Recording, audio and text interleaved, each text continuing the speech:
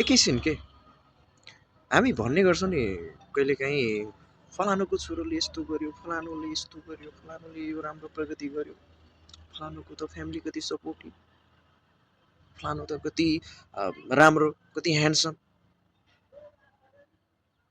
भनेर जति पनि हामीले राम्रो गरेको मान्छेहरू देख्छौँ ठ्याक्कै उनीहरूसँग आफ्नो लाइफ कम्पेयर गर्न थाल्छौँ कि कतिपय। एउटा काग रुखको हाँगामा बसेर मजाले रोइरहेको रहेछ कि ठुलो ठुलो स्वरमा है, रोइरहेको रहेछ एकदम। त्यतिकैमा एकजना मङ्क नजिकै गएछन्। उनले सोधे कागलाई, टक्क नजिक गए है कागले, ए काग के भयो, किन रोको तिमी, किन रोको, के भयो मङ्कले सोधे कागले। अनि कागले भन्यो, नरोएर के गर्नु त, मेरो कलर नै ब्ल्याक छ, कालो छु, मलाई मान्छेहरूले न पाल्तु जनावरको जसरी माया गर्छ, न मैले मिठो खान पाउँछु, मेरो जिन्दगी त अरू चराचुरुङ्गीहरूको भन्दा पनि एकदमै अप्ठ्यारो छ, गाह्रो छ भनेर रोएछ, कराएछ त्यसले। त्यो देखिसकेपछि मङ्कले के गरेछन् भन्दा, त्यसो भए तिमी के बन्न चाहन्छौ त, तिमी जे बन्न, जुन चरा बन्न चाहन्छौ, जे बन्न चाहन्छौ म तिमीलाई त्यो बनाउँछु, अनि तिमी चाहिँ के भन्न चाहन्छौ भनेर मङ्कले कागले सोध्यो। अनि कागले के भनेछ भन्दा, म त स्वान बन्न चाहन्छु नि, स्वान। ए त्यसो भए तिमी स्वान बन्न चाहन्छौ, ठिक छ म तिमीलाई स्वान बनाउँछु, तिमी स्वान बन्नुभन्दा पहिला तिमी एकचोटि गएर स्वानलाई भेटेर आऊ न भनेर चाहिँ मङ्कले कागलाई चाहिँ स्वान भेट्न पठाएछ।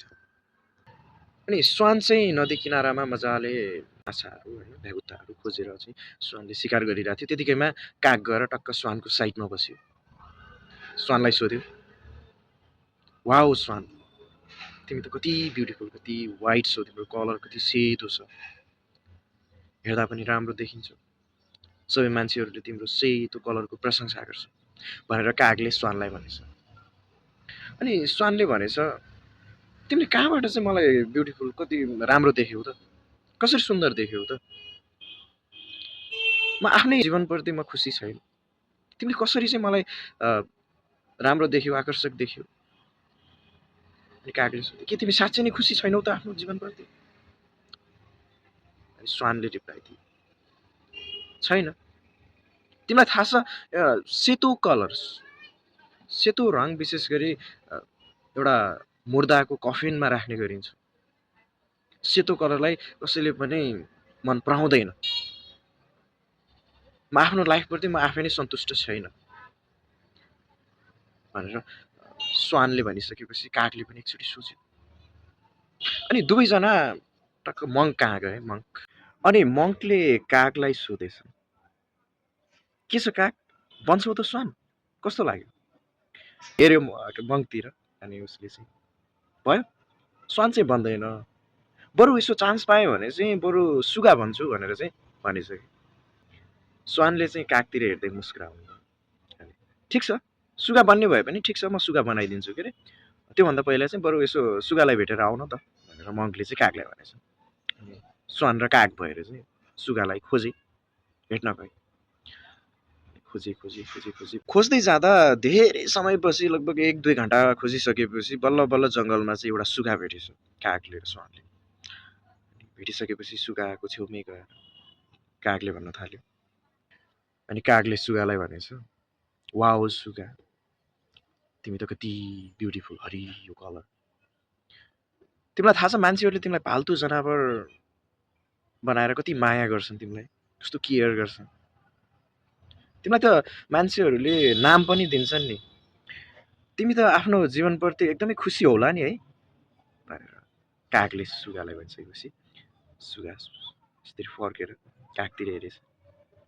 अनि सुगाले भन्छ, कसले भन्यो म एकदमै आफ्नो जीवनप्रति खुसी छु भनेर, म आफ्नो शरीरको रङप्रति म आफै नै बेखुस छु, सन्तुष्ट छैन मेरो जीवनप्रति, तिमीलाई थाहा छ तिमीहरू 2-3 घन्टादेखि मलाई खोजिरहेका थियौ नि, तर तिमीहरूले मेरो शरीरको रङ र यो बोट बिरुवाको पातको रङ एउटै हुने कारणले गर्दा तिमीहरूले मलाई लामो समयसम्म भेट्न सकेनौ, म ठिक छैन, म खुस छैन, तिमीहरू त स्वतन्त्र तरिकाले आकाशमा उड्न पाउँछौ, तर म त आफ्नो जीवनको अन्त्यसम्म पनि त्यही मानिसहरूको पिजडामा बस्नुपर्ने हुन्छ। म आफ्नो जीवनप्रति खुसी छैन भनेर सुगाले कागलाई भनेछ। त्यसपछि तिनैजना है सुगा, स्वान र काग भएर मङ्क कहाँ गएछन् तिनैजना। अनि मङ्कले भनेछ कागलाई, के छ काग, सुगा भन्छौ त अब भनेर मङ्कले कागलाई सोधिसकेपछि कागले चाहिँ सुगा त भन्दैन, बरु एउटा चान्स पायो भने मयूर चाहिँ बन्छु भनेर चाहिँ कागले मङ्कलाई भनेछ कि। अनि मङ्कले मुस्कुराएर भनेछ, ठिक छ, म तिमीलाई मयूर पनि बनाउँछु, तर त्योभन्दा पहिला चाहिँ एकचोटि मयूरलाई भेटेर आऊ न भनेर चाहिँ मङ्कले चाहिँ कागले मयूरलाई भेट्न जान चाहिँ सल्लाह दिएछ। अनि त्यसपछि चाहिँ काग चाहिँ मयूर भेट्न गयो है, मयूरको साइडमै बस्यो। मयूरले टक्क पाख फिजाइरहेको थियो है, अनि टक्क नाचिरहेको थियो। आफ्नो पैताला हेरेर, आफ्नो खुट्टाहरू हेरेर मयूर धरधर्ती रोइरहेको थियो। अनि काग चाहिँ मयूर भेट्न गयो, मयूरको साइडमै मान्छेहरू मयूर नाचेको हेरिरहेका थिए, फोटोहरू लगाइरहेका थिए, भिडियोहरू बनाइरहेका थिए उसको।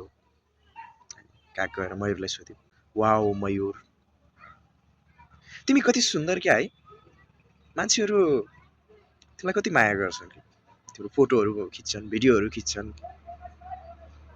सबै मान्छेहरू तिमीलाई सुन्दर मान्छ।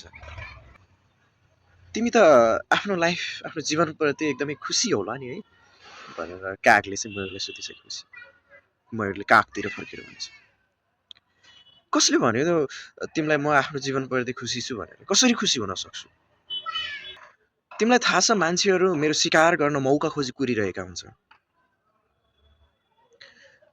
मेरो मृत शरीरपछि पनि मान्छेहरू मेरो प्वाखहरूलाई एक एक गरी मेरो शरीरबाट निकाल्ने गर्दछ। मेरो मृत शरीरपछि पनि मान्छेहरू मेरो शरीरका विभिन्न अङ्गहरूलाई आफ्नो सजावटको लागि प्रयोग गर्ने गर्दछ। त्यसैले म मेरो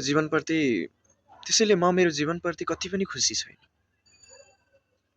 भनेर मयूरले कागलाई भनिसकेपछि कागले भनेछ, अनि तिमीलाई यो संसारमा सबैभन्दा खुसी चाहिँ प्राणी चराचुरुङ्गीहरू मध्येमा कुन चाहिँ लाग्छ भनेर सोद्धाखेरि मयूरले भनेछ, तिमीलाई थाहा छ संसारमा सबैभन्दा खुसी एकदमै स्वतन्त्र चरा भनेको नै तिमी हो, काग हो। कहिले सुनेका छौ कागबाट बन्ने क्रो बर्गर, क्रो स्यान्डविच, कुनै परिकारहरू कागबाट बन्ने सुनेका छौ? अनि तिमीले मान्छेहरूले कागको शिकार गरेको कहिले देखेका छौ? मान्छेहरूले कागलाई चाहिँ मतलबै गर्दैन, स्वतन्त्र हुन्छ काग, न कसैले उसको शिकार गर्छ, ऊ स्वतन्त्र नै हुन्छ कि। त्यही भएर संसारमा सबैभन्दा खुसी चराचुरुङ्गीहरू मध्ये काग हो सुगाले, स्वान र मयूरले एकै स्वरमा भनेछ। संसारमा भगवानले तपाईँ जस्तो मान्छे अर्को कुनै बनाएको छैन कि। तपाईँ भनेको तपाईँ हो कि, म भनेको म हो। त्यही भएर कसैको जीवनसँग कसै भनौँ न आफूलाई कम्पेयर गर्नु भनेको त्यो राम्रो कुरा होइन, र त्यो मिल्ने कुरा पनि, त्यो सान्दर्भिक कुरा पनि होइन कि। त्यसैले तपाईँ जे हुनुहुन्छ तपाईँ पृथक हुनुहुन्छ कि, जे हुनुहुन्छ राम्रो हुनुहुन्छ। त्यही भएर आफ्नो जीवनलाई अरूको जस्तो बनाउने, अरूसँग कम्पेयर गर्ने त्यो त्यति सान्दर्भिक होइन।